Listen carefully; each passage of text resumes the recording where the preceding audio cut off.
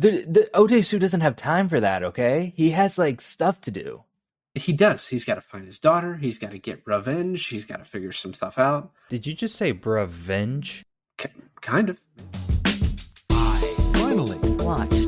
I finally Watched. I finally watched. I finally watched. I finally Watched. Hey, everybody. Welcome to another episode of I Finally Watched. This is David. And this is Alon, and I finally watched Oldboy. So this is Oldboy is kind of interesting. Came out in 2003. This is when DVD was pretty huge and you could not stream anything. And I remember hearing about this movie, this Korean movie, and just like just the mystery around like the ending and like don't learn anything about it. And I was like, it was one of the I don't know, kind of one of those white whale movies, like that I just remember of like, I have to see this. And it's probably one of the first, like, definitely foreign movies, but definitely foreign Asian movies that I saw or sought out. And it was actually fucking easier to watch that movie in like 2006, 7 or whatever when I watched it for the first time than it is today. It is streaming on nothing. Not only is it streaming on nothing, but you can't buy it anywhere. Like you can't buy it off of YouTube. You can't buy it off of Amazon. Like forget streaming for free on something you're already subscribed to. Just fucking finding it is literally impossible. I own several copies of the movie, so okay. Well, I illegally watched it, and to the point where like I had like tried to use a VPN to see if it was streaming anywhere in the world. It's not even streaming in South Korea. This movie, makes no sense. It doesn't make any sense. But what's crazy is like I would have paid for it. Like I'm perfectly okay with like putting down $3-4, renting it from Amazon Prime, and fucking watching it. But I had no choice but to steal it. I don't know why you had to bring this part of it up. I'm just saying, impossible. Like, yeah, because I was actually looking. I was like, I'll just buy a digital copy that's like I can let you borrow online. Yeah, nothing, and it's so nuts. And I think that has a lot to do with, obviously it's foreign, and it's really interesting watching like this movie. So this movie came out in 2003, and it feels like a 90s American action movie, right? Like it feels like Korea was just like a little bit behind on the way, the feel of things, like the way things looked, right? Right. Yep. No, the point I'm making is actually the feel of it feels more 90s to me than like 2000s, right? That's kind of the only point I'm making. This also came from a manga. I was going to say manga, but I know you'd correct me with your fucking pretentiousness on this one topic. It's fine. It's whatever you want to call it. Call it an anime. I don't care. But the but this movie is it holds up still so well. Watching it again, even though I knew how it ended, it's just so amazingly well acted.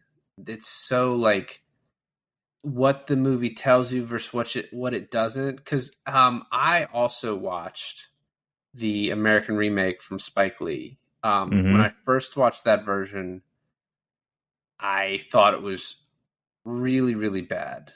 I watched it again because I was talking with Garrett about it, and he was like, well, do you think it's bad because, if you've never seen the original, what would you think it's as bad? Or is it just because of the comparison? I was like, well, no, it's bad. Maybe.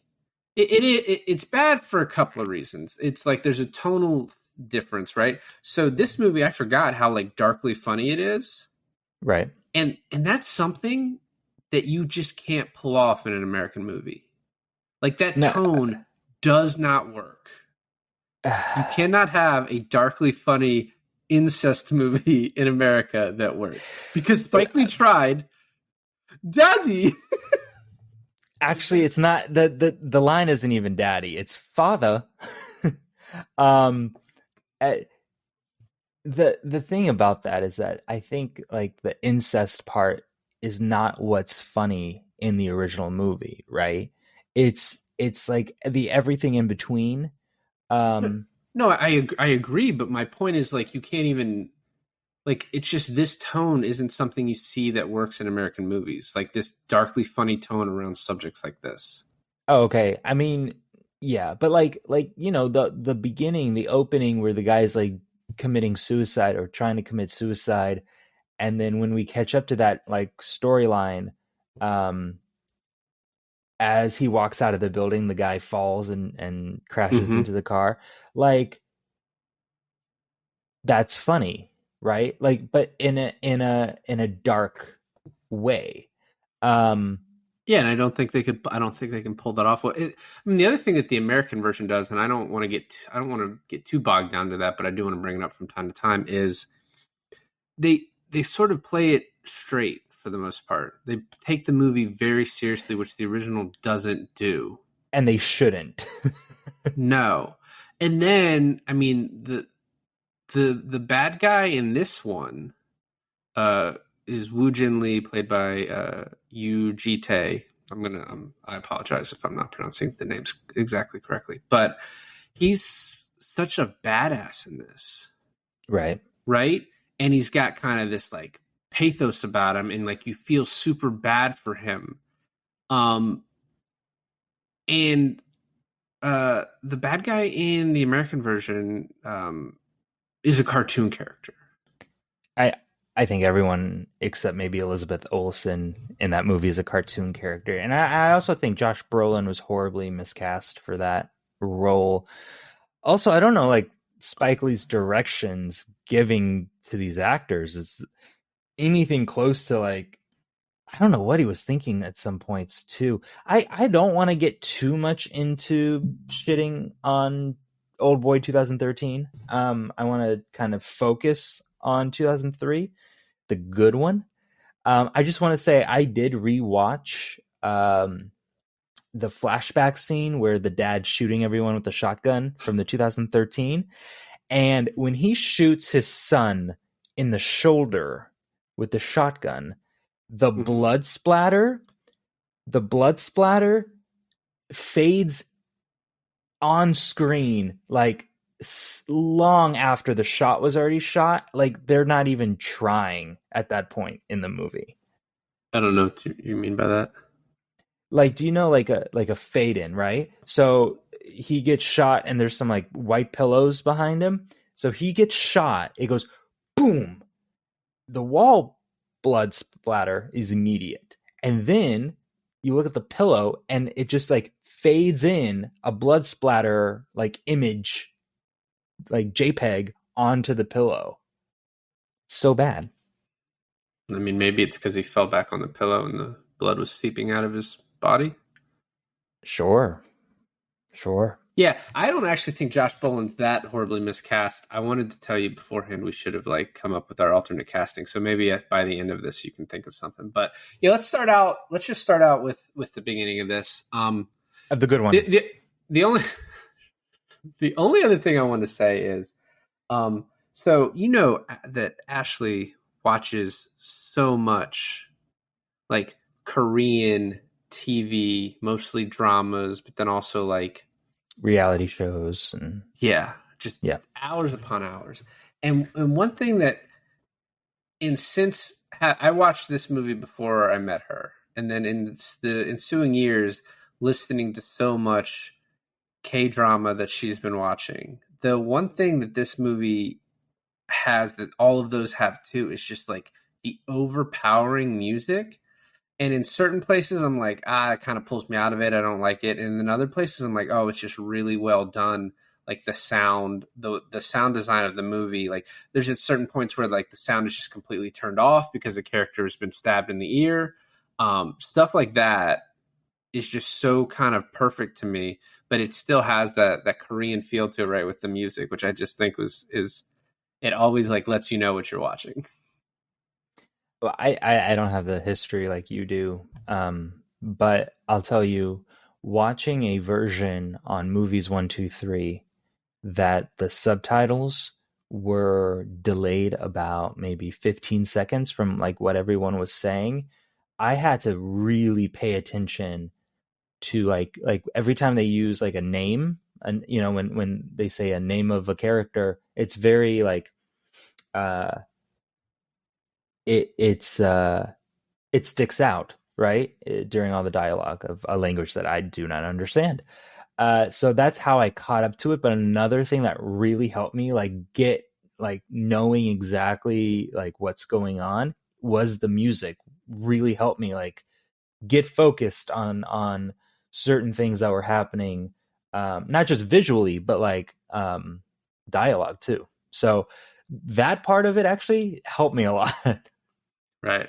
So we start with this starts a little differently than the other one. With it starts with a flashback, or it starts in the present day, basically after he's escaped, and it goes to a flashback of him telling this guy that he's holding over the edge of a building, like, "I want you to listen to my story." Um, and it's immediately he's just drunk in a police station, and he's saying, you know, it's my daughter's birthday, and this whole scene is just played for a laugh. The whole scene's like really funny. Right. And what I want to say is this is so much differentiated from the American version, where Josh Brolin is just, it's established for like what feels like 20 minutes how much of an asshole he is, how much of a bad person he is. And in this movie, Odesu. Odesu is not a bad person. And No. like that's from watching it this time, I was like, you know, he pays kind of this ultimate cost for like a mistake. And that's like, I think what makes this movie so much more interesting than the other one is it's not like black and white characters. It's this like these grays of like, you know, you can feel bad for both sides, but you can really feel bad for Odesu because it's like his life was taken from him for something he did as like a 15-year-old, just telling a secret and not even Yeah. knowing how important that secret was. And this is one thing that I'm not sure if we're missing from, you know, it's sometimes like there's things that gets lost in translation when you're watching a foreign movie where you're like, you might not get exactly the nuance, but he doesn't even know when he sees this girl, this young girl, Lee Soo-ah, having sex. He doesn't know it's with her brother.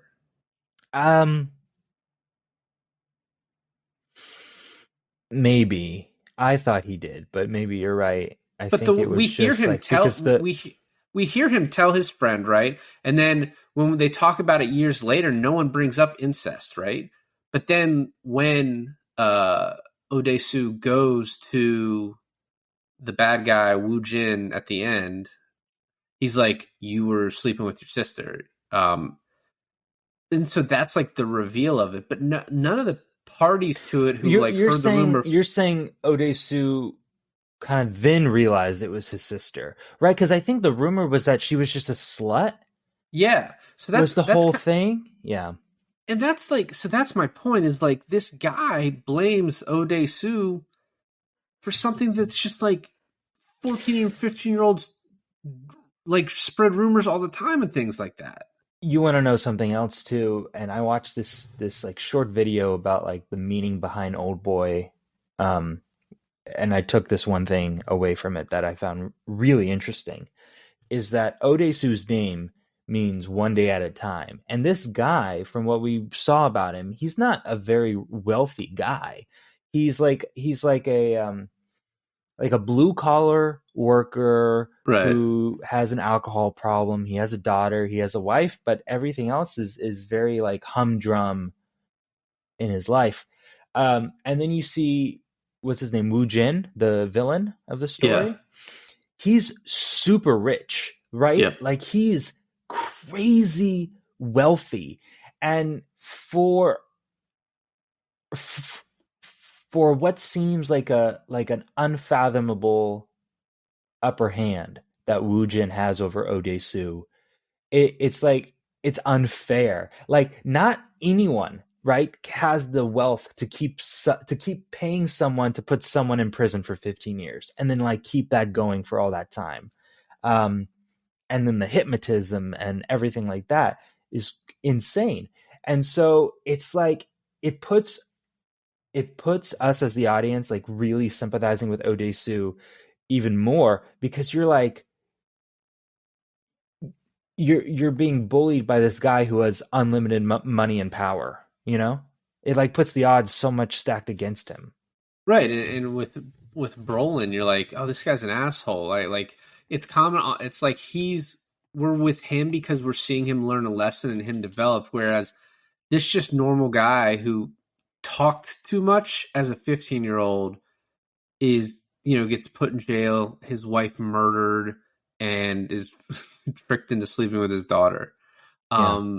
It's just kind of crazy. And I also the last thing of when he's in the police station is as he's walking out, he has his shirt tied up like he's like a with his belly showing. I think Oh, it's yeah, so yeah. funny. Yeah. And the way he's playing with the wings too. Yeah. Which comes back later in the movie. So yeah, then we get that he gets abducted outside of his apartment, and then he's imprisoned in this like hotel style prison, um, for 15 years. And what's crazy, and this is a thought I had during this part of the film, is that if you were to imprison someone and for like a couple months and you told them, hey, you're going to stay here for a couple months, you as a human being can like mentally prepare yourself being like, okay, a couple months in my head, boom, done, let's go. But even if you imprison someone for a couple months and you don't tell them how long they're going to be in prison for, you can go insane very quickly. And the fact that you keep someone in prison for 15 years with and never telling them when they're going to get out is, I mean, that would kill a person.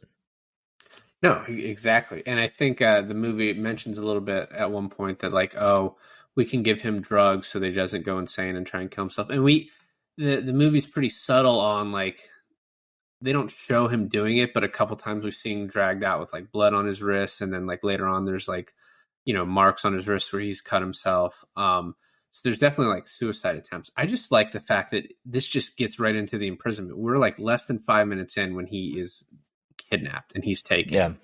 Yeah.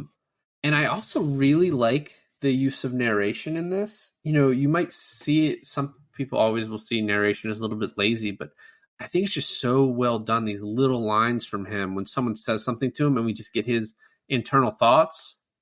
It's Me. not. I'm sorry. I see narration as lazy. However, how else are you supposed to construe someone's like mental? He has no one to talk to, right? So it's like a really smart way to get a lot of information across that's going on in his head. Because why would he be speaking to himself aloud, right? So I like it in this one. Yeah, yeah, and it works when he's by himself, but then it works later on. Someone will say something to him, and I love the one I love the most is when he first gets out and he kind of gets into it with those guys, and he like takes one of the guys' cigarette and blows the smoke in his face, and he gets pushed back, and he's like, you know what? Let's in his head he's just like, let's see if all that practicing has worked out, and he starts killing these dudes. He's like, oh, it did. You know what I mean? It's just Yeah. like so. It's The so way it's good. used is so funny or so impactful. Like it's done well. The other thing is, so we get these like moments where you see him going crazy. The bugs crawling out of his skin is like a big thing that happens. Yeah. And then they just kind of quickly go through this stuff, right? Like the scene where he's like, it's my girl. I like to jack off to her, but the song is never long enough.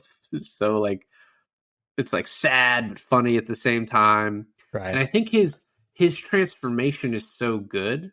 Like we see him kind of a little chubby, and then when you see him towards the end, he's gotten like lean and like in a good shape. And I want to compare it a little bit, but like Brolin's arms when he got thrown in there were already cut. You know what I mean? Like like he was already looking pretty jacked. So it's like there's only so much you could have done. I was like, he just like drank a few beers, man. Just like get that out of his system. He'll be So great shape. I did watch somewhere like the behind the scenes of, or maybe someone explained the behind the scenes of both of those movies, but like Brolin didn't do anything. And this guy in 2003, Old Boy, fucking worked it, man. Like he dedicated for months to do this.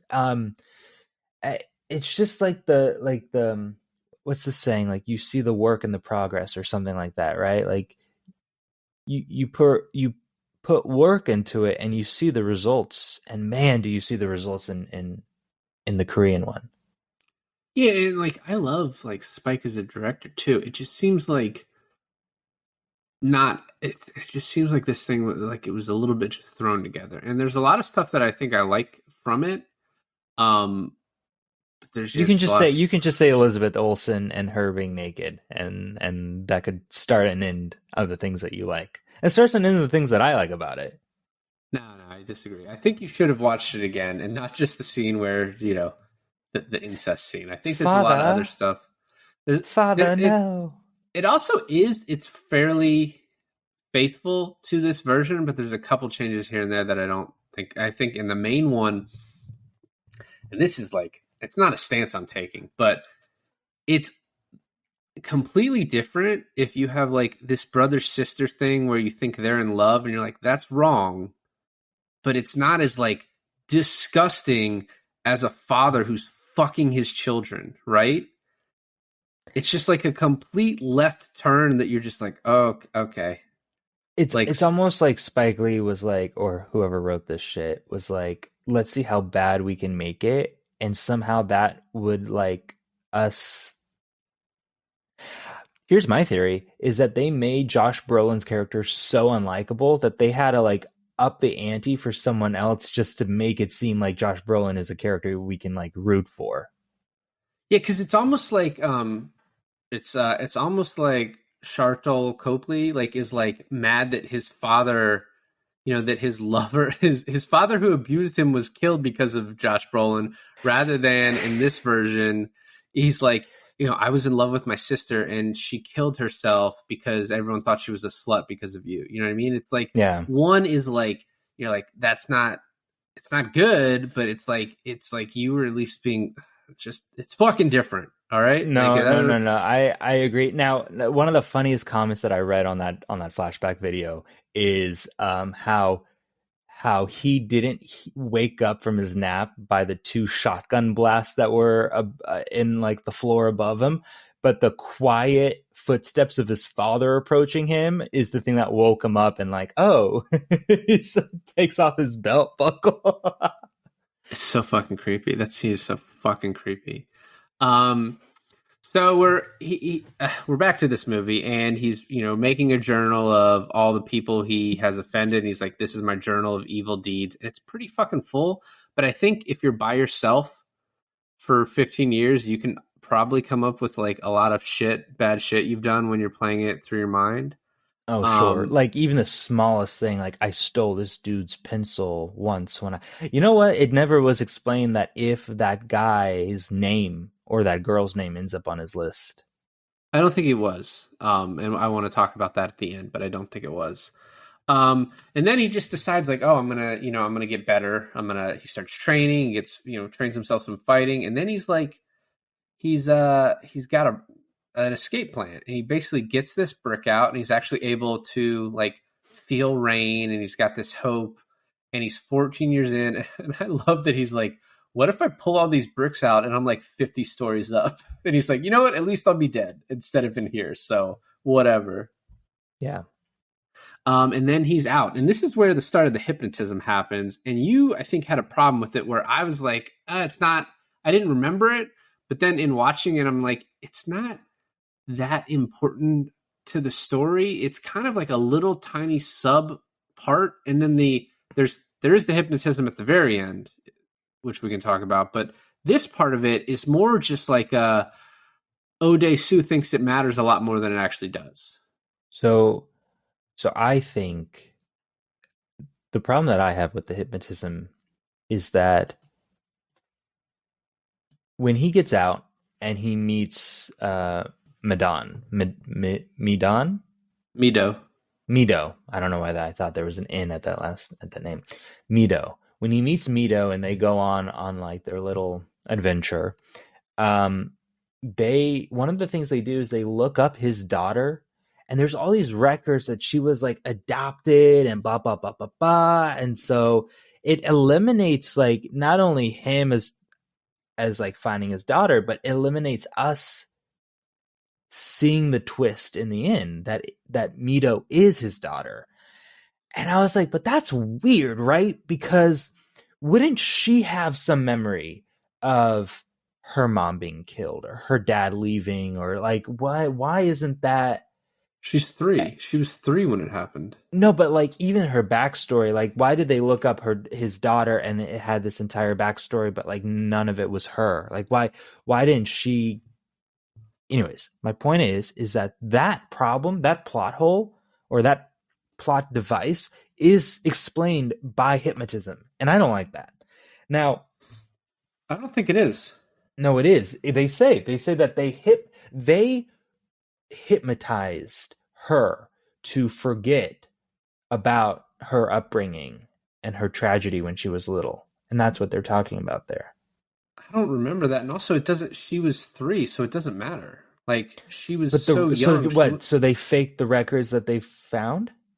Yeah, this is a really rich dude. And by the way, she went to one person that knew this girl. And if this takes place in 2003, then the murder happened in like 1990. And so it's just like, before the internet in Korea. Like, remember when we watched Memories of Murder and they like couldn't even do DNA testing because they were like, we have to send this off to another country and we'll get it years later. Like, so it's just like she had to go to a woman who knew Ode Sue, who gave her this information. Like, that woman could have been paid off, or that woman could have been lied to, because Woo Jin Lee is rich, right? So he could have just made all of this. I mean, he did make all this up. He created all this.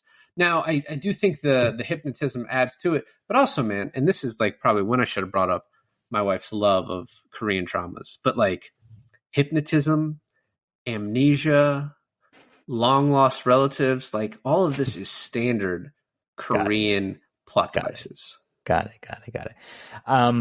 So moving on, he gets out, but not in the way that he thinks he's going to get out.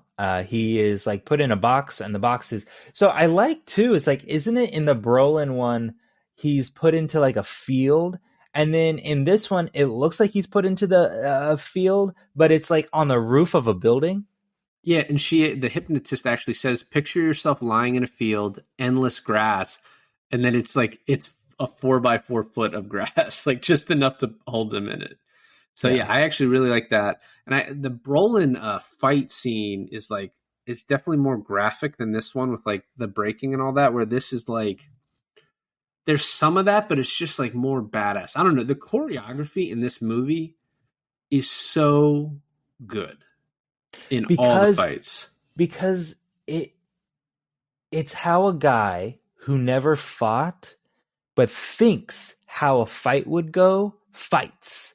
And it's done with such accuracy on how someone like that would fight. It's amazing. And the hallway scene, you're talking about the hallway scene, or are you talking about the gang in the street? Well, for now, the gang. The hallway scene will be its own conversation, but yeah. Okay, all right, we'll get there, because I have a problem with how like the 2013 Oldboy translates that hallway scene, because it's kind of like, it's longer and it's more badass, but it's like, I like the mistakes and the trip ups that Odesu makes in like like accomplishing his goal, right? And that shot where all those guys are beat, oh my god. Okay, we'll talk about it when we get there. That is, it's the fucking shot of the movie. He tells this guy who's going to commit suicide his whole story, right? And he tells him, and then the guy's like, hey, I want to tell you my story. And Otis immediately stands up and walks away. He's like, nope. And that's like maybe the worst thing he does in the entire movie, is just not care about this dude who's going to kill himself, right? The Odesu doesn't have time for that, okay? He has like stuff to do. He does. He's got to find his daughter. He's got to get revenge. He's got to figure some stuff out. Did you say brovenge? Kind of, maybe. Okay. And then he gets in the elevator to this woman, and he's like freaked out, and he's like, I haven't seen a woman forever. And then they get off the elevator, and this woman's immediately like telling on him. And that the police officer's like, what do you want me to do about this? I don't understand. He was acting weird, like, and Odesu just keeps going. Yeah, that walk up is pretty cool. Like he has sunglasses now, and he's just like such a badass.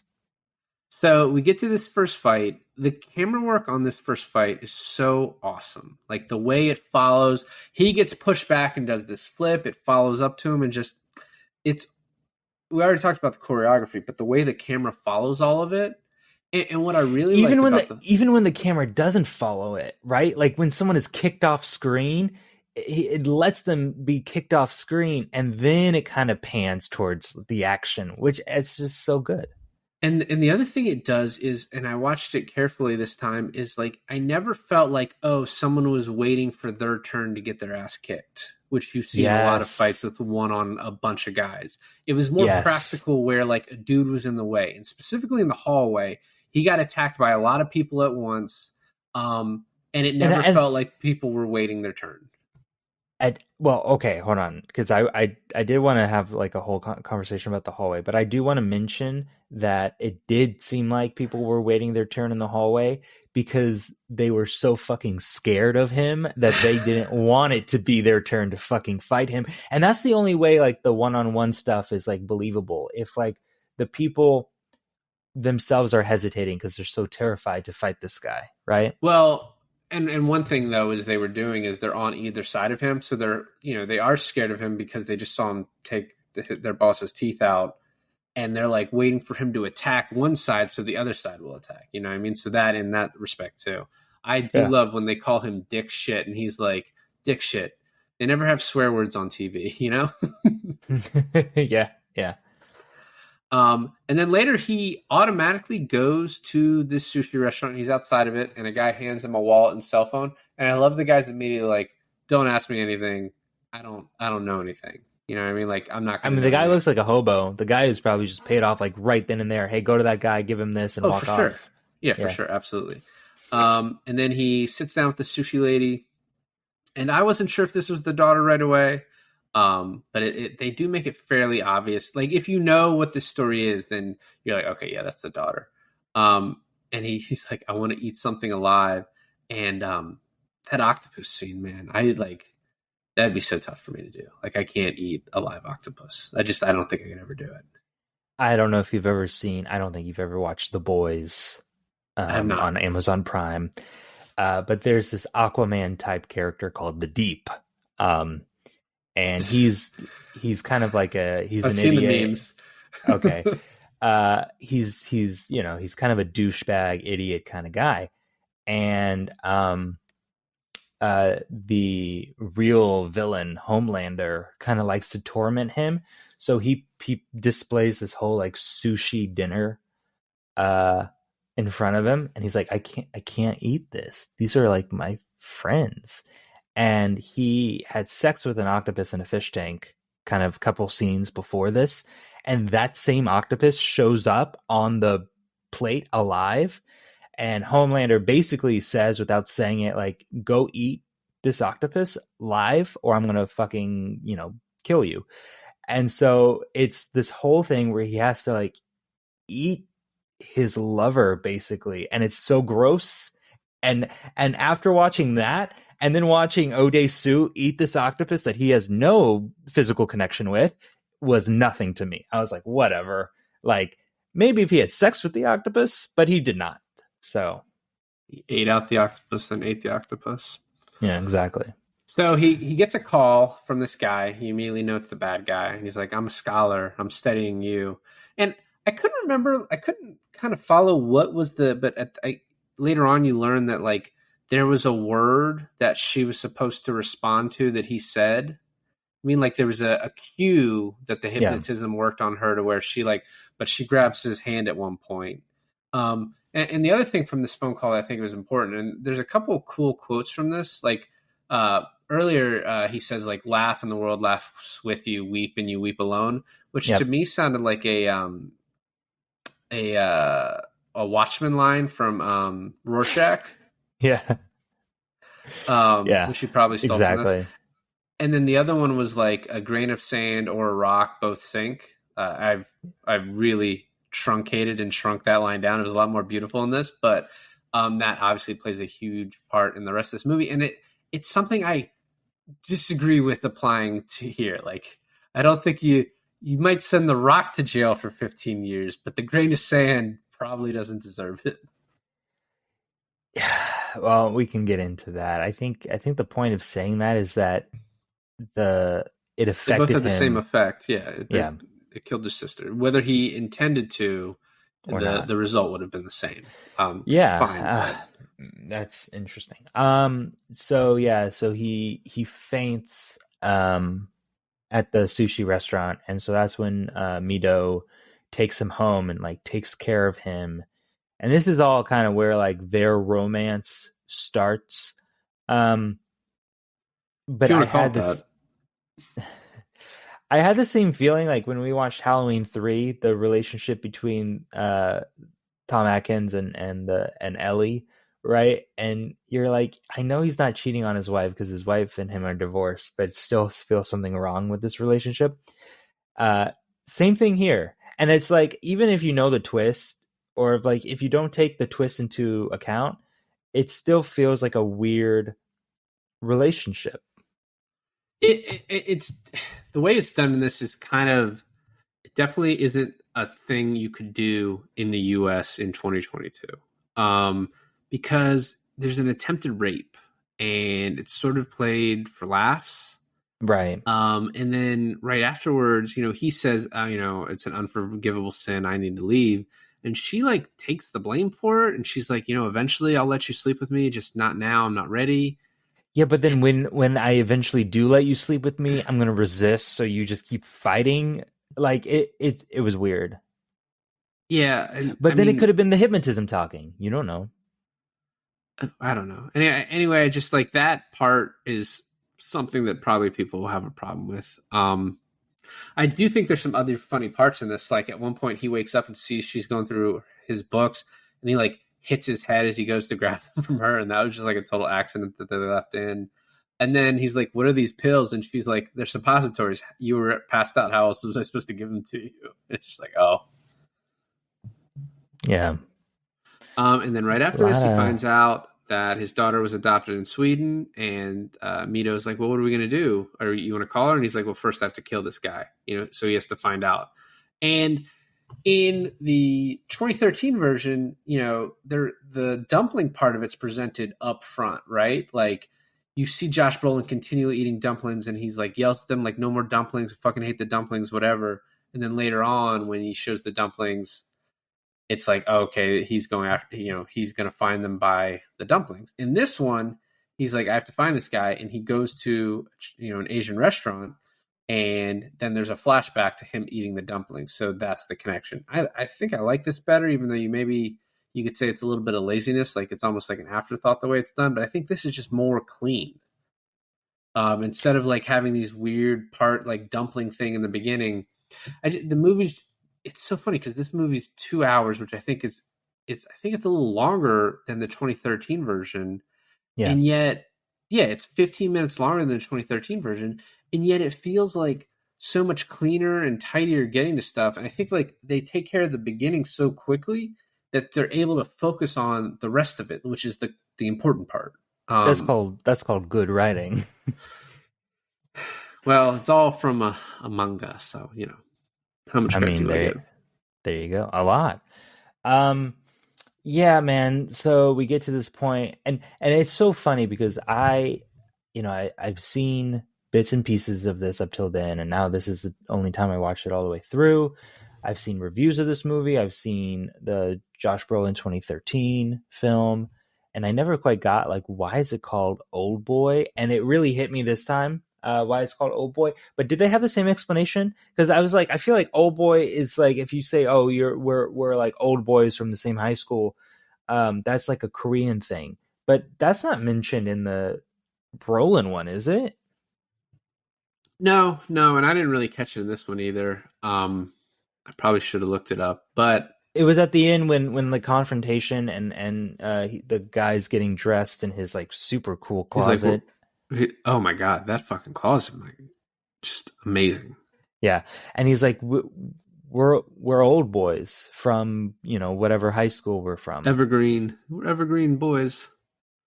yeah, the Evergreen Old Boys, and it's like some sort of group. I don't know, but I was like, oh, okay, that's kind of cool because that's where it all started, right?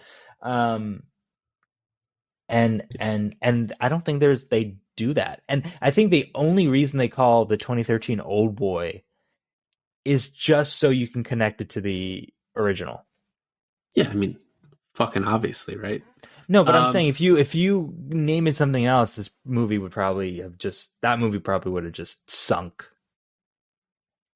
I don't know how well it did anyway. So we then get to this point where he sees Mido chatting with some guy online. He's like, okay, I can't trust you. So he goes to the final restaurant by himself.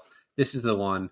I love him running after the guy on the bike, and like his internal monologue is like, oh, I'm so fucking tired. And then he gets to the restaurant. He gets to where the restaurant's delivering to, and he's like up against the wall, and he's like, can you tell them they put way too many scallions? He's like, well, I'll let him know. Yeah.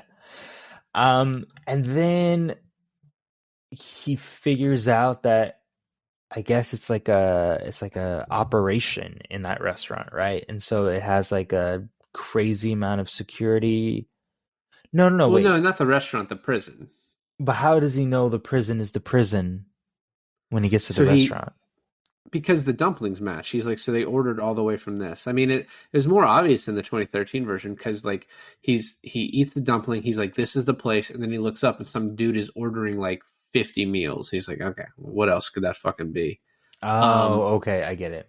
So he tails the guy to the restaurant, or from the restaurant to the prison, goes up in the elevator. The guy's like, just leave it. And I love the way they do this several times where they basically freeze the characters like it's a picture and they focus on different parts of it. They just have the guy stay there. So they have the guy in his Almost chair. almost like a comic book. Yeah, right? Yeah. Yeah. Scott Pilgrim did that too. But he's just holding the hammer. The guy's looking at him, and then they draw the dotted lines from the hammer to his head, and he just smiles. And then it cuts. It doesn't even need to show you the violence because you know what happened. It's so And then he great. goes into the The Josh Brolin one shows you the violence, doesn't it? Because it is all devoid of subtlety in that film. but did you not want to see a hammer go through Rami Malek's head? I mean, I always want to see a hammer go through Rami Malek's head. And then we get to the Samuel L. Jackson character, who what is his name's is his name Park in this? I can't remember. I didn't follow that part. Dude, I don't know. And he starts pulling out his teeth with a fucking hammer, which like I think is much more effective than when Samuel L. Jackson, he's like taking these pieces out of his neck so that he then can pull his head off. And I was like, I don't even know what those things are you're pulling out. Like, I don't know what this is. Like, the physiology is like I don't know what you're foreign to me. talking about. I don't know what you're talking about. Well, that's because you haven't watched it forever. I told you to rewatch it because there would be. I'm not gonna watch it. Anyways, so I'm just gonna watch the good one. So yeah, he fucking pulls his teeth out with the hammer. There's something a lot to be said too, right? I'm gonna go back to the fact that Odesu is a blue collar worker, and his weapon of choice is a hammer, which is a very like blue collar tool, right? So he's like trying to defeat this mega billionaire with like uh like deconstruct his entire operation with a hammer. I think that's kind of cool. Does he have a sickle too? Is this like a communist Could be. allegory? Yeah, so he pulls his teeth out, and it is like it doesn't show. What's worse, right? Showing the teeth being pulled out, or then like showing the teeth, the bloody teeth falling onto the keyboard. I think this does a very good job of like your imagination is worse than what would happen. So they show the hammer being put on the teeth, and then it shows blood start spurting out, and the guy's screaming. So you know, oh, it's starting, and then it just shows all the teeth falling, like him throwing the teeth out one by one. And then he pulls out the thing. He's like, "Are you ready to talk?" And he's like, "I don't know, but I recorded it." And, we get these recordings. And then all the guys show up. I love the cut from him listening, grabbing the recording to him being outside holding the guy with all the other guys like ready to attack. And his line of who has type AB blood, just because it's like those are the universal donors that could like help this guy. He's like, okay, you guys, I'm not going to kill you. Take him, and then then we're gonna fight, and then leading to like one of the most iconic fights like in film. Period. It's so good. Okay, so now here we are, and we can actually talk about it. The the way he like kind of clumsily goes through each guy, and the way like they become progressively more and more frightened of him is so good. And like they start like not even just like hitting him with like the pipes and the bats and stuff, but like in desperation they like throw the pipes at him at like a distance, like more of a stay away from me tactic. Well, and because they're pipes too, it hurts. So you see him like going like ah. And the other thing I noticed too is like at a certain point he's like in between like half of the guys. Half of them are behind him and half are in front. And he keeps having to go back and forth. And that like in turn gets him stabbed in the back. So he like works his way, ducking some guys to get them all on one side. And now he just fucking destroys them. Like no one can get him from behind. And he kills all of them. Doesn't actually kill. But like it's Maims. amazing. It's amazing how well they're able to walk later on, considering what he did to them. And then you get this iconic shot of him standing there with a smile, opening the elevator. You see the destruction behind him. His smile gets bigger, and then you see all these guys in the elevator. And I love that the movie doesn't need to show you more. He just you see the elevator ding, it opens up, and all these dudes are passed out and fall out of the elevator. Yeah, it's so good. Especially like I mean I'll be honest. I would have loved to see that elevator fight, see how that actually went down.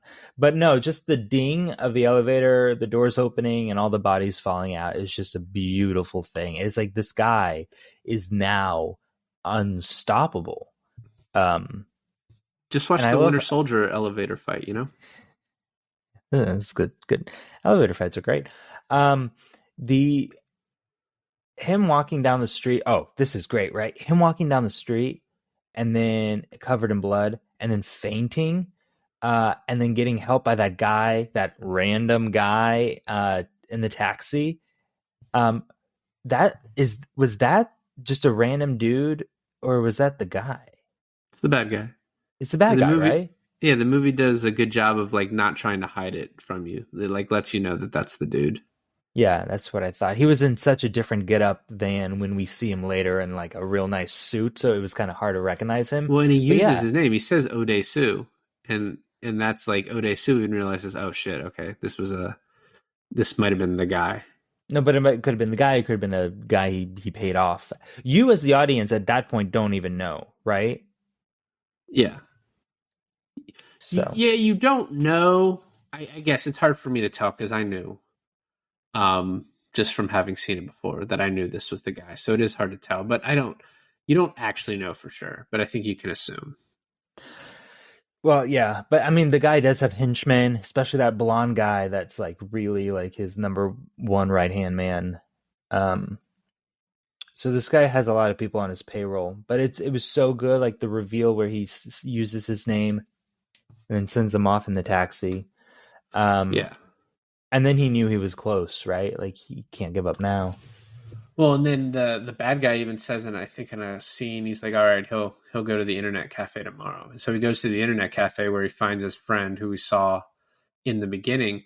And there's this one line, and he's like, "Do you think it involves those 260 women or their husbands?" And I was like, "Is that like all the? Did he fuck all those women? Like, what does that mean? Like, it's kind of very subtle, like that maybe he was a womanizer." Um, I don't know. And then he gets this message from Evergreen, and this was the person that was talking to Mido earlier. Basically, like, oh, all the charges have been dropped. Congratulations, your murder case has been dismissed. And which is slightly different than what the 2013 does. That like has its hanging over his head the entire time. Um, and so he goes home and ties up Mido, and then he immediately finds out Evergreen is across the street, and him running down all the stairs, running across and running back up is so funny.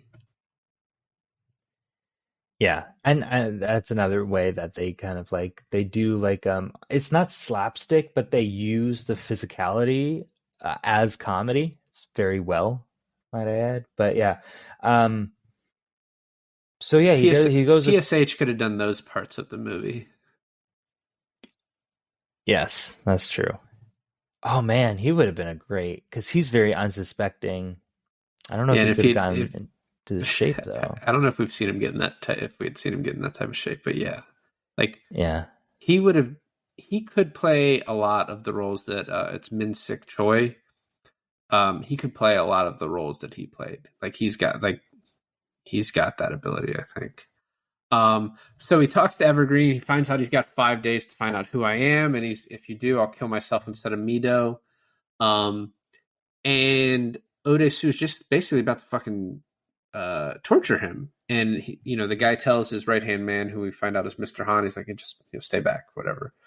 Um, and so he is going to kill him, except he's like, well, you can't kill me because I have a pacemaker and I have this button. And this is like such a great reveal at the end of the movie. This pacemaker button that he has.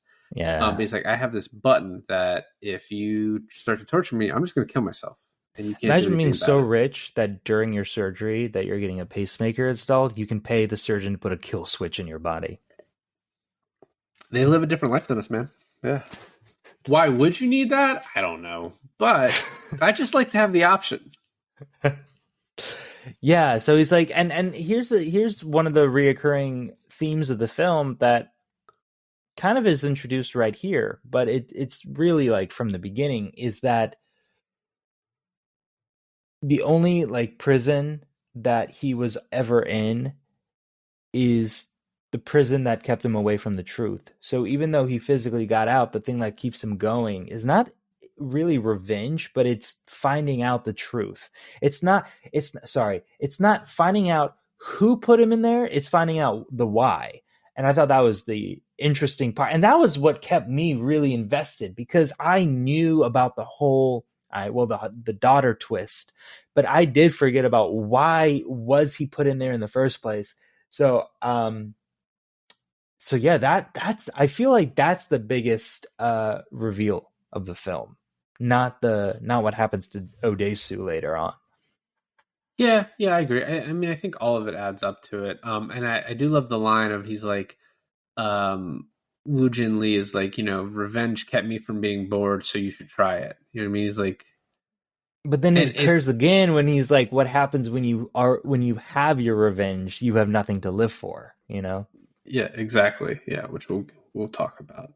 And as he's walking out, he's like, "Hey, isn't Mito like tied up over there? Haven't you left her for too long?" And he goes over there, and all those guys are there. And I didn't remember this scene being in this movie because when it happened in the Spike Lee version, I was like, "It's kind of stupid." But then he gets a call right before he's about to fuck up Odesu. I do love when he like fake pulls a tooth and he's like, hey, what hurts is the anticipation. So I'm going to actually do it for real this time, but it won't be that big a deal. And then he gets the call and he's like, oh, I don't know what would make me stop. And he shows him the money and he's like, okay, we can go. And then like kicks him. And he's like, okay, now I can go. And Odesu just like, I'm going to take the hand of whoever touched her breast, like, oh, one of you, which, plays a part later. There are so many reveals at the end of this movie. So many different tiny to big reveals that is not just what at the makes end of this the movie, so but like good. throughout the movie too, right? Like Yeah, but when they find even out at the about end, the right? bug.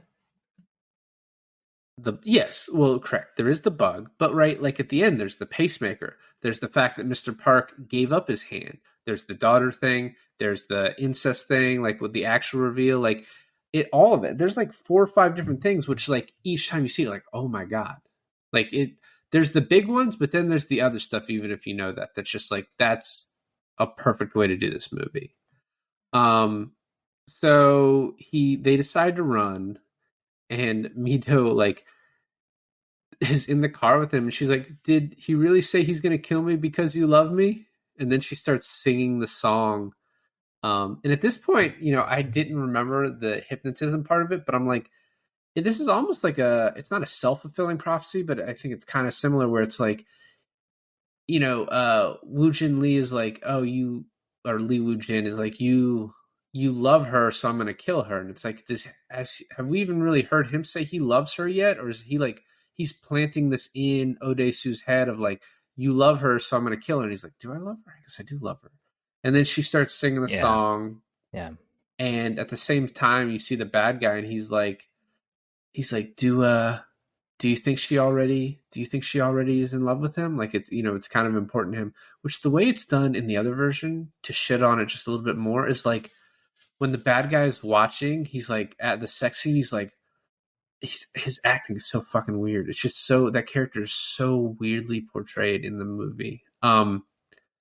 But yeah, she starts singing the song for sex, and then we get the sex scene. And one really minor thing: did you notice that a dude in the bad guy's lair, like in the bad guy's penthouse, is being murdered in the background of that scene? You What? hear like you hear like grunts and screams off camera, and then when he's walked all the way up to the end of his penthouse, there's like two of his henchmen are like folding up like plastic wrap, like a huge plastic wrap around a body. So there's During the just some sex dude, scene? yeah, like during like around the time of the sex scene while he's like listening in on it, like all around that time of it. No, no, I didn't realize that. I'm actually surprised how long Odesu lasted in that sex scene for not having sex with someone in like 15 years. You think he'd be more like a two pump Tim, right? But Well, he probably did jerk off quite a bit, but yeah, he did last quite a bit. And what's funny too after this is like it's a very if you don't know what's happened, or even if you do, it's a very sweet scene afterwards where he's like drying her hair, and you can tell like they love each other, and it's like makes the ending that more like gut wrenching. yeah, when he's drying her hair, it's almost like a father daughter thing. Well, it is. Yeah. Um, I and do love then like someone gassing them and then like watching them sleep, and then when they wake up they both stare at the present that's been left on the table with them, and they're like, and they both stand around it like understanding the fact that like someone had to come in here and like put this down, and like in the process, like what else did they do while they were in here? yeah, I know it is creepy. Um, and we are now getting kind of pretty far into this. He goes to the school. He finds Lee Woo-jin in the yearbooks, and then Lee So-ah finds out that, and then he calls his friend, right? And this is a similar scene to Hmm. what happens in the other one. I think this one's, you know, in that one, in the 2013 Old Boy, he's like listening, and he hears him say that she was a slut, and he goes out of his way to hunt down his friend and kill him. In this one, he's like right there because he got rid of the tracker. And he keeps saying how much of a slut and whore she was, and he can't take it, so he kills him. And he actually then gets on the phone with Odesu and is like, because you got rid of your tracker, I killed your friend. But you have to know my sister was not a slut. And that's like really important to him. So that's like a tipping point to him being like, okay, this is like trauma for that guy, right? Like why is that a big deal? Um Also, so yeah, so he's like, okay, so it must originate all at the school. Like everything must have happened at the school. And now, say what you want for like the revelations, but the flashback to the school is probably one of my favorite scenes in this whole movie.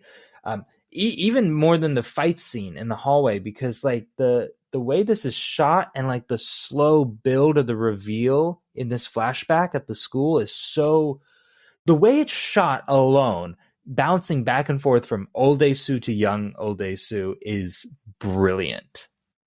Yeah, and the way you'll see like the camera, it almost feels like one continuous shot when it's obviously not because it keeps cutting. But like you'll see the young one run, and then we get to another point, and it's the old one, and then young, and they're just following this person.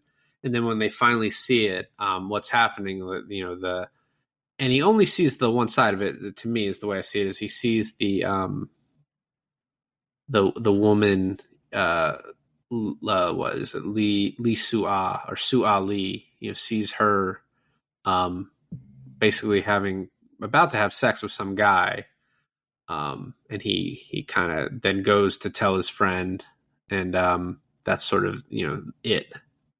I do want to mention, because I think we're getting to that point now where he confronts uh the antagonist in his lair, and I use that word very strongly because I cannot think of any other word to use besides that's a villain lair.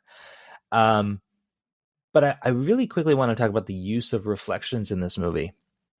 The way that she is reflecting using the hand mirror, and that is the thing that gives him away is she sees him peeking in through the reflection of the hand mirror. That's kind of a weird thing, right? To have a hand mirror while some dude is like eating you out. It's like it's almost like an empowering thing where she's like watching herself become a woman. It's interesting. And then like he tries to commit suicide while he was in prison with a mirror. He didn't remember the picture in his prison of the crazy guy with the hair with the weird like crazy ass smile. Right. It's almost like a reflection to him what he eventually becomes, right? Um, and then we get him confronting the guy in his house, and that place is full of reflections. Yeah, and it's there's kind of a like how do you see yourself versus how does other people see you type thing going on there. So yeah, I agree. The one thing we didn't mention is that before he has the flashback, he goes back to Park, the prison guy, and he's got a new prison and he's missing his hand. He's like, "Can I leave her here with you?" And he's like, "Don't worry, she's safe. You know, the enemy of my enemy is my friend." Basically, like because this guy cut off my hand, he's now my enemy and you're his enemy, so you're my friend. Which is like that reveal later on when he's like, of course I bought him a new prison, of course he'd give me his hand for that. It's just so good. Mm-hmm. And I love when he gets to the building and he's like Proverbs 6:4, so I just got to keep trying that. He keeps trying numbers, and then the bad guy and Mr. Han walk in and they're like 0604, and he's just like, oh, I would have never gotten that. When he gets it wrong so many times and the alarm goes off and then that elevator full of people are like staring at him and he's like embarrassed about it. That's funny. Well, and one thing too is we get this little flash as they're going up the elevator. Mido has said to him when he's leaving, "Please make him kneel before you and beg forgiveness." And that's like the exact opposite of what happens, which is really interesting because as we talked about a little bit before, it's like Odesu doesn't have a whole lot to apologize for. Like what he did, the consequences of it are bad, but it's like he didn't cause that, right? He just mentioned something that he saw and the rumor mill went. And so this guy's actually, like, you killed my sister. Yeah, it's actually amazing how he was able to track it back to Odesu. Like if he says it, he's like off to Korea, somewhere in Korea the next day, right? He's like off on vacation. So he's like, hey, I'm just going to say this to you and now I'm piecing out. So the guy had time to like tell 10 people. Those 10 people probably told 10 people, et cetera, to trace it all the way back to originally, oh, it's because they saw him. Never mind. I just figured it out.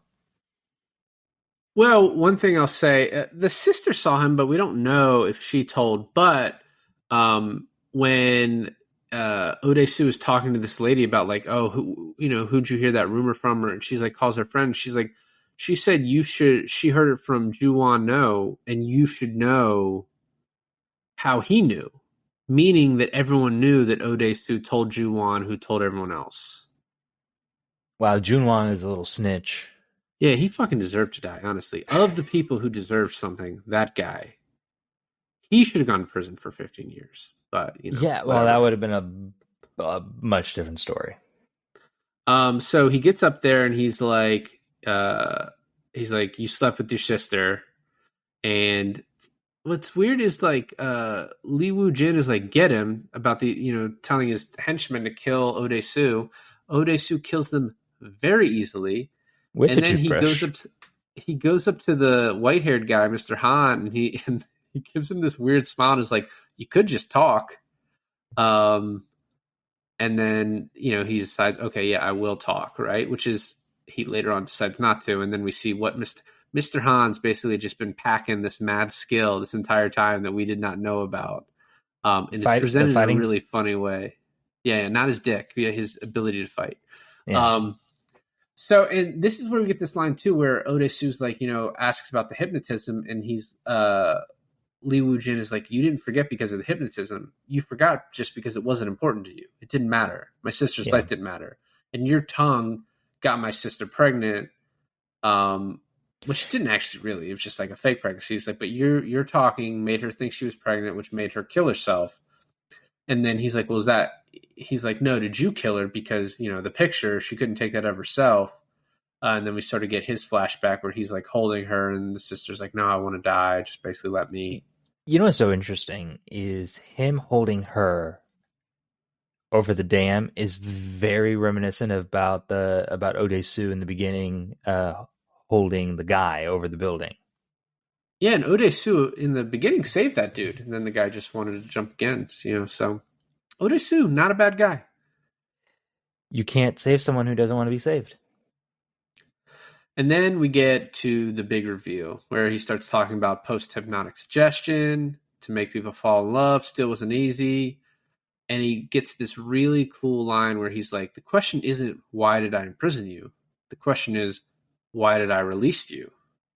Yeah, and he's like, you already know the answer. You just have to like come to terms with it. And he's like, no, I don't. And he has this laser pointer and keeps pointing it across the room and then points it at the purple box. And then just, if you didn't see this coming, this reveal has to affect you almost as much as Odesu. Just like I don't think almost as much, but yeah, if you don't, I almost regret knowing that it's coming, because watching it in its purity, where you're like, oh shit, for a new audience member, my God. Yeah. And at the same time, we are getting some views of Mido, and she like has the wings in her hand at the same time.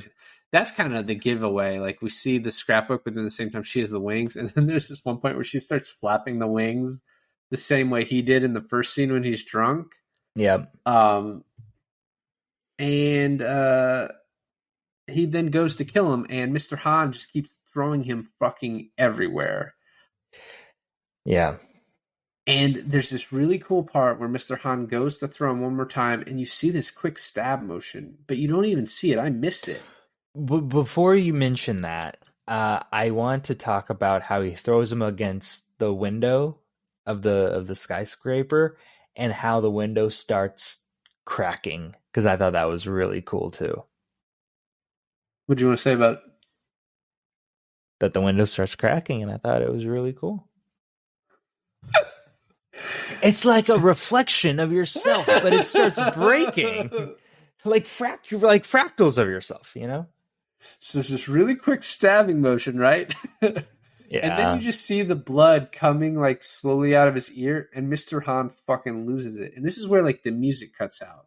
And then you hear a muffled like Li Wu Jin is like, Mr. Han, Mr. Han. And then he just slowly walks up and shoots his number 2 guy in the head. And I think at this point it's because he's like, I don't care about anything. I just need my revenge to end, and then like whatever. Right. And it's funny is he was trying to kill him, and then as soon as Mr. Han's dead, he just goes up to him and is like, he realizes like, oh shit, like I need you. I need your forgiveness. And this could possibly be because at the same time he's like, oh, by the way, did you think Mr. Park hates me? Why would he hate me? I bought his new prison. And so we get a view of Mido she calls him, and she's like, I have this package in front of me that Mr. Park wants me to open. He's like, don't open it. Dude, don't fucking open it. Yep. And his, yeah, I think this is heartbreaking, like more so than the realization is making sure that Mido doesn't know either, right? Like, he's kind of done, right? He's screwed. He knows everything that what's his name? Li Wu Jin? Yeah. Li Wu Jin wants him to know, so he's done for. His only saving grace is that Mido doesn't find out. Yeah, and he's like, I've committed an unforgivable sin.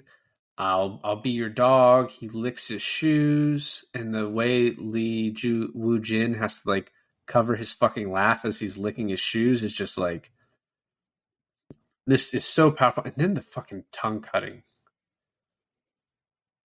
Not as gory as I thought it would be, actually. Well, this but is once again leaving it your to your imagination. imagination. Yeah. But the close up on his eyes and the scream as he's doing it, and then he just throws up blood. Oh my God. Yeah, and then after doing that, he tells Mr. Park, leave the block closed. Um, and the shot of him like, now what will I live for? And he has the gun pointed at both their heads. Yeah. So cool. And he starts walking away, and you see Odesu has the pacemaker. Yeah. And one final fuck you to him. He presses the button on the pacemaker and then just has to hear the sex he had with his daughter. So fucked up. As it like echoes through the big room. Because it's punishment too, because it's like, oh, you asked for forgiveness, but now you're trying to kill me because of what you did. You didn't learn your lesson. Yeah, I didn't even think of it that way, but yeah, you're right. Um, and then as he's walking out to the line of like, my sister and I loved each other despite everything. Can you too? And then we get to The the point difference, where the problem I have with that is like they were set out to have an incestual relationship, right? Odesu and Mido did not set out to have an incestual relationship. yeah, but now they do, right? So it's like, how do you deal with it? Like, because he's fucked him because he's like, what are you gonna just break up with her, or are you gonna just never see her again? It's your daughter, so if you tell her, you fucked her life. If you don't Leave her in tell the her, cold, you fucked her life. I mean, he Ye- could fake his death quite easily at this point too, right? but then he never gets to see his daughter / lover again, right? I wouldn't. Well, he chooses door number 3 Yeah. and basically hypnotizes himself. And this is the question I have.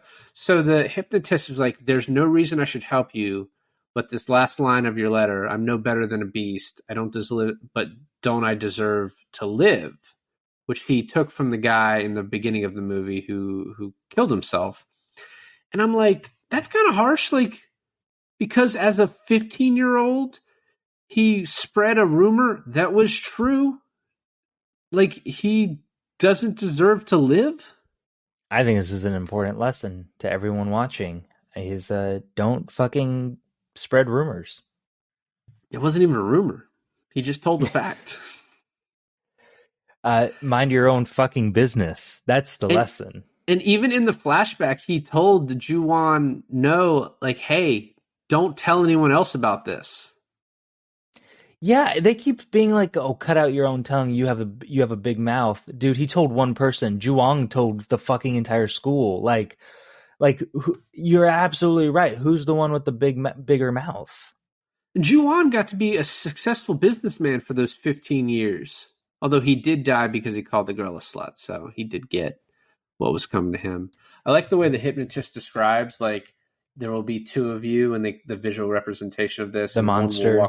And one will walk away, and once you walk, every step will be a year, and once you've walked far enough away. And then he kind of like comes to, and Mido's there, and she's like, what's happening here? And then you see he has walked like 30 steps away from the chairs, and then they hug, and he's got this crazy smile. Apparently that scene was all filmed in New Zealand, which they flew to New Zealand just for that ending in the snow. That's badass. That's badass. This ending leads to a couple of questions, because I agree. he doesn't know anything anymore. He's been hypnotized to not know. Does he keep fucking her? And does he contact his fake daughter in Sweden? And then does this reveal like anything to him? Yeah, man. The other part is that he has this crazed smile, and then right before it cuts to black, he's like crying. He's like, it turns into a frown, and it's like the monster that has all the memories was the one that was supposed to walk 30 feet and die, but he is the one who walked 30 feet and woke up. So it's like, does he have those memories still, or would they come back? Like, I don't know. I think it poses a lot. It's one of those open-ended ones that is like up to your own interpretation. I feel like this movie is almost like trying to leave you as the audience in a fucked mentality. Like, it doesn't give you a good ending. It's not a good ending. It's not a happy ending. It's just like, hey, are you traumatized yet? No? Well, here's this one ambiguous ending that will traumatize you. Yeah. And did you know this was part of a trilogy? I heard about this, yeah. So I don't think the stories are related. I think they're three separate stories, but it's called the Revenge Trilogy, and there's Sympathy for Mr. Revenge and then Lady Vengeance, which I've never watched those two, and I don't know why. I actually own them, so I wouldn't have to search. Oh, jeez. And I've never watched them. And the other cool thing that I read about this, and this is back to the hallway scene, I should have brought it up then, that was all shot in one take. The 2D view from the side of the hallway fight scene. Oh, one take? Yeah, I mean, it took several times to get the one take that they used, but I it see was what you're all shot in one continuous take. You know, for people who don't know, what we're doing this month is we're doing a bunch of Korean movies, and we already have them all kind of laid out to do, but now I'm thinking, like, should we have done the trilogy? Well, it's a little late for that. I mean, not really, but I mean, we can just save, we can save doing the other two films later on. That's not an issue. And we've done Korean films before, like with The Host. And this is before we kind of established theme months, but I'm excited for the rest of this month because I've seen a good amount of Korean films, but I have not seen a lot of Korean films, and we have some pretty good bangers coming later. We do, yeah. I'm happy with the ones I chose. I have seen all these, and I'm really excited for you to watch them. I think this is probably the most fucked up of the ones I've chosen. There are other probably maybe as fucked up Korean movies we could have gone with, but I think this one's just so iconic. It's so well regarded, and it's just something you have to watch. Even if it doesn't have some of the same attributes as the 2013 version you watched. This is such an amazing movie. I'm glad you finally watched it. Yeah, no, me too. And you know what? It just occurred to me is that the very first time I ever heard about this movie, it was right off the bat spoiled for me about the twist, and I'm trying to remember who the motherfucker told me about the movie and spoiled it for me. You gotta kill that guy. Well, thanks for listening to another episode of I Finally Watched. This is David. And this is Alon, and I finally watched Oldboy, 2003.